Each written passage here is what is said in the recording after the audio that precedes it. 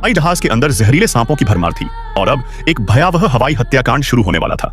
उन्होंने पहले विमान की वायरिंग खराब कर दी, फिर धीरे धीरे केबिन में घुसकर अप्रत्याशित रूप से हमला करने लगे। सौभाग्य से महिलाएं कुछ हद तक बच गईं, लेकिन पुरुषों की किस्मत खराब थी। एक व्यक्ति जब टॉयलेट में गया तो उसे जरा भी अंदाजा नहीं था कि कमोड के अंदर सांप छिपा हुआ है। जैसे ही उसने ध्यान हटाया, सांप ने झट से काट लिया।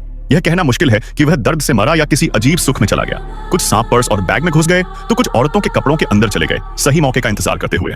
इसी बीच पायलट ने देखा कि विमान के सभी इलेक्ट्रॉनिक उपकरण काम करना बंद कर चुके हैं। वह वायरिंग चेक करने गया, लेकिन जैसे ही उसने बिजली चालू की, एक जहरीले सांप ने उसकी गर्दन पर काट लिया।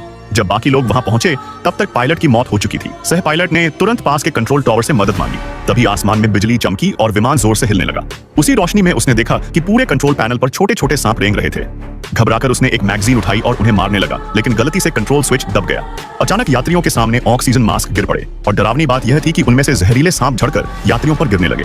हड़बड़ाए यात्रियों को समझ ही नहीं आया कि क्या हो रहा है और देखते ही देखते कई लोग जहर से मरने लगे। कुछ सांप बैग में छिपे बैठे थे और जैसे ही एक महिला ने अपना बैग खोला, एक सांप ने उसकी जीभ पर काट लिया। पूरे केबिन में अफरा तफरी मच गई। कुछ लोग भगदड़ में कुचलकर मर गए, कुछ सिर फटने से बेहोश हो गए, लेकिन ज्यादातर सांपों के जहर से मारे गए। स्थिति हाथ से निकल रही थी, तभी एक काले आदमी ने अपने डिफेंस स्टिक से सांपों के बीच खून की नदी बहा दी। उसने सभी को आगे भागने के लिए कहा, लेकिन जमीन पर चारों तरफ सांप ही सांप थे। यात्रियों के पास कोई बचने का रास्ता नहीं था।